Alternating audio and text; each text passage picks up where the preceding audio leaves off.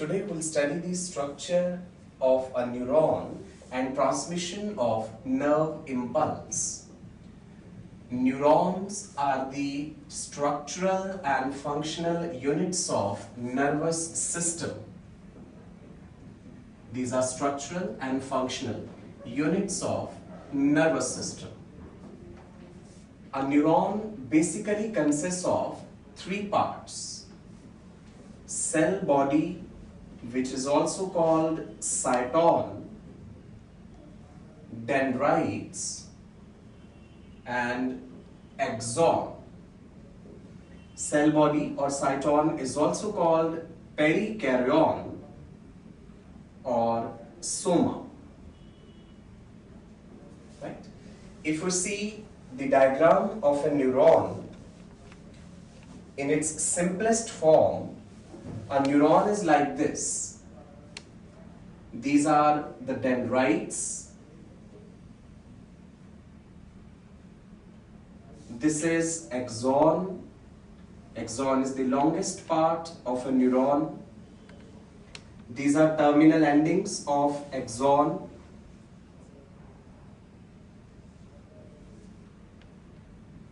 This is nucleus of neuron. These are dendrites. This is axon. In the cell body of neuron, small granule-like structures called Nissel's granules are present.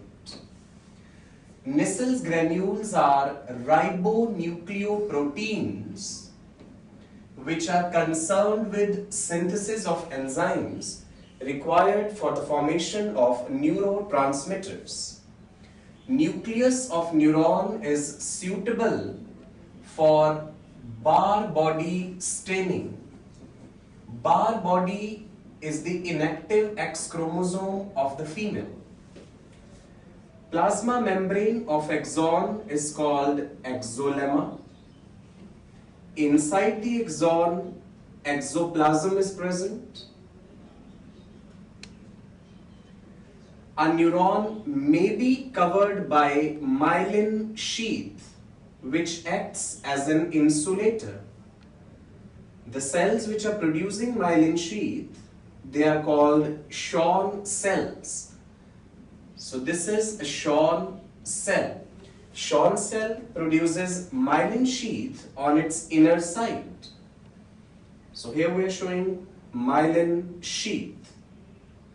There are certain areas in the axon where myelin sheath is absent. Those gaps are called nodes of Ranvier. So at the node of Ranvier, myelin sheath is absent and even Schwann cells are absent. All the Schwann cells taken together, they form a sheath called neurilemma. Right? So the outermost layer will be neurilemma, which is the sheath of Schwann cells. Below neurilemma, we have myelin sheath, which acts as an insulator. Those areas where myelin sheath is absent, they are called nodes of Ranvier. Right? So this is the basic structure of a neuron. This neuron is having myelin sheath, so it is called myelinated neuron. Other name is medullated neuron.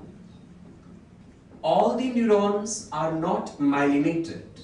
There are certain neurons in our body which do not have myelin sheath. They are called unmyelinated neurons or unmodulated neurons.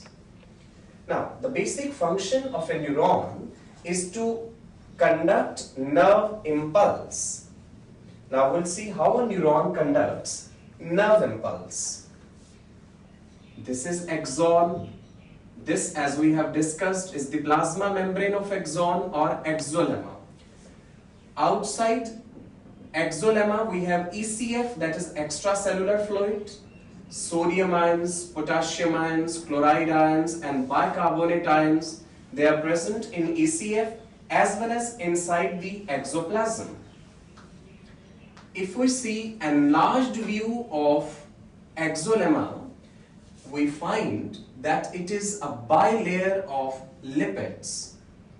These are lipid molecules with hydrophilic and hydrophobic ends. This lipid bilayer is an insulator. Lipids are not going to allow the exchange of these ions. Exchange of ions will occur through specific channels. So here I have drawn a channel. This channel is actually a transmembrane protein.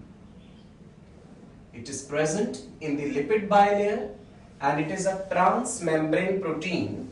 If sodium ions have to move from ECF to exoplasm, these can move only through these specific channels.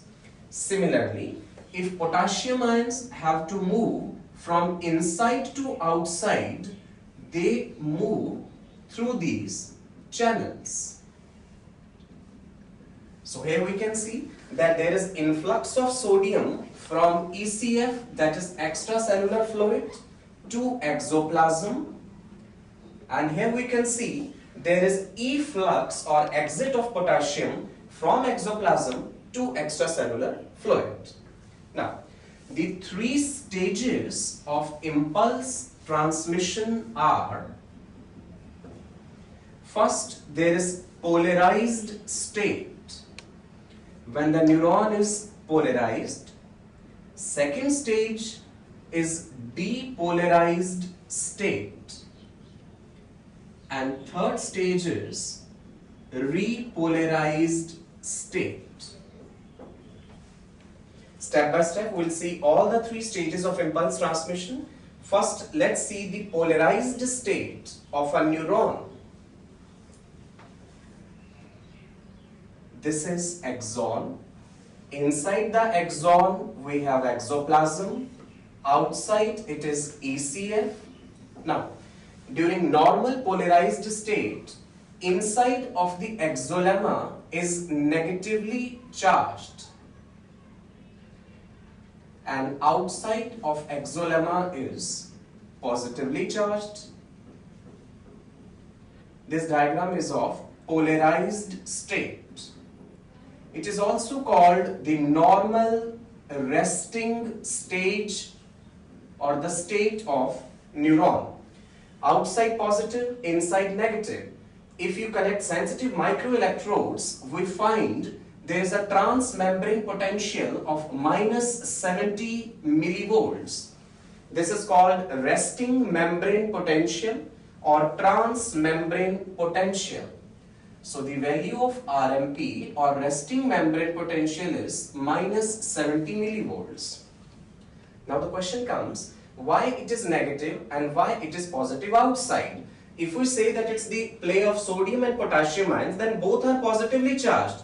How is it possible that inside we have negative charge and outside we have positive charge?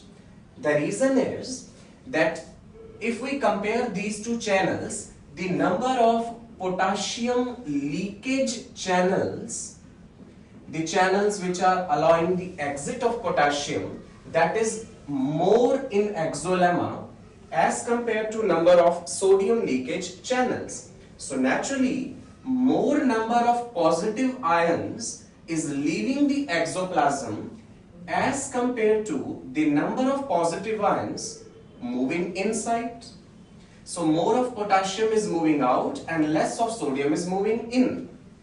Plus, in the exolemma, we have a structure called sodium-potassium pump, which keeps on throwing 3 sodium ions out and it brings 2 potassium ions in. Means more of the positive charge is leaving the cell or the exoplasm and less of positive charges coming inside. This sodium-potassium pump uses 1 ATP. One question still remains, that both the charges are positive, then why we are saying that inside it is negative? That means we must have some negatively charged ion also here, and those negatively charged ions are immobile protein ions. I'll repeat, immobile protein ions and phosphate ions are more inside the exoplasm. Now, because they are immobile, they cannot leave the exoplasm and they cannot move out.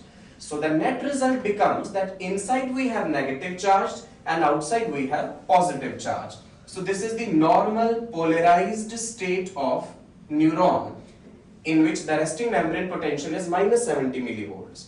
The second stage of impulse transmission is depolarized state.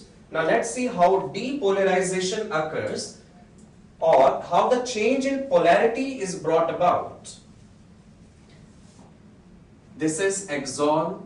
In normal state we said inside is negative, outside is positive. When we give a stimulus to this axon, stimulus is any kind of change in the external environment. This stimulus can be mechanical, can be chemical, can be physical. The stimulus has to be of threshold value. Threshold means minimum value of the stimulus which is capable of generating a response. If we apply a threshold stimulus, then membrane polarity reverses in a short patch of exolemma. That means inside becomes positively charged and outside becomes negatively charged. The polarity reverses.